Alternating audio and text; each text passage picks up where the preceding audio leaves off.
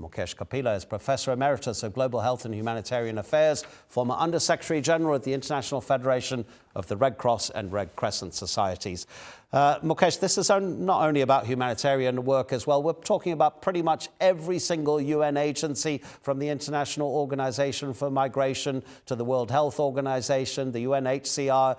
This is serious for this international body. The world relies on it so much.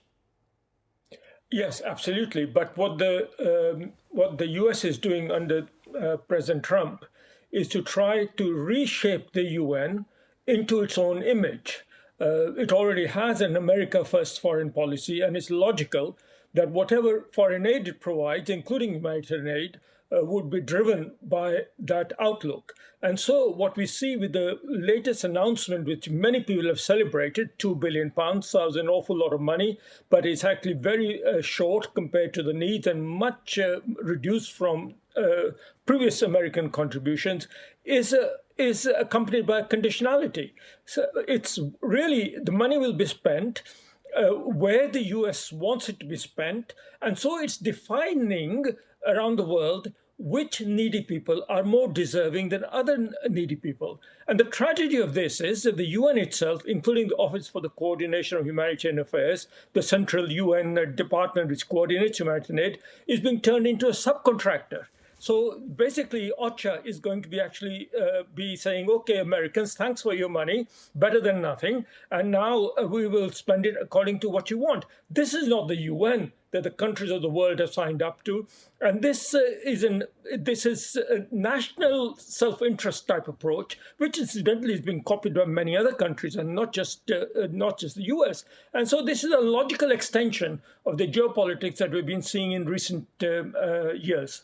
So you're convinced it's a political decision because we're concentrating on the US and the humanitarian work that the United Nations does. Of course, broadly speaking, there have been other countries that are reducing their contributions. But are you convinced it's political? Because there is a practical issue here as well. The United States presumably wants the UN to spend its money more responsibly, for it to be more efficient in the way it spends its money. Anybody who has any connection or a lifetime of understanding of the United Nations realizes that that organization is also flawed in the way it spends its money. You and I know that not all of its money ends up where it's supposed to. Oh, absolutely. I mean, what do you expect from a global organization that has over 190 members with the interests that have to be negotiated? And the UN structures are at the center of that negotiation and mediation. By the way, the same is true in the European Union. Speaking of organizations, the EU is very inefficient because, again, it's a compromise between the member states of the UN, of the EU. Exactly the same thing with the UN. Now, the question is whether or not you use humanitarian aid which is for the most needy people, which is given with impartiality, neutrality, according to need, whether you tie that into conditionality for reform of the institution. No one will say that the UN structures don't need reform. Absolutely. And having worked there myself over many times in many organizations, it's certainly they're inefficient. But inefficiency is partially a consequence of the way the global system works in itself. And to tie humanitarian aid, the few limited millions that are left in humanitarian aid, to try and bring about a change, and the change is not guided by some kind of impartial reform which would benefit the whole of humanity. It is guided by a particular political outlook, a particular ideological outlook, and a particular institutional outlook, meaning in terms of a business model, which is not necessarily a global, neutral, and impartial business model either. So this is why I welcome if there is any attempt at reforming and making UN structures more efficient. And absolutely, because that's a moral issue. You will be able to help more people that way.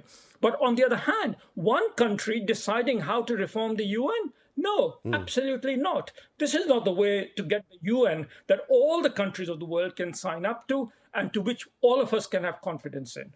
Mukesh, if the US is not prepared to spend $2 billion on helping the UN's humanitarian agencies, that, by the way, is 0.006% of US annual GDP. Sorry, 0.006%.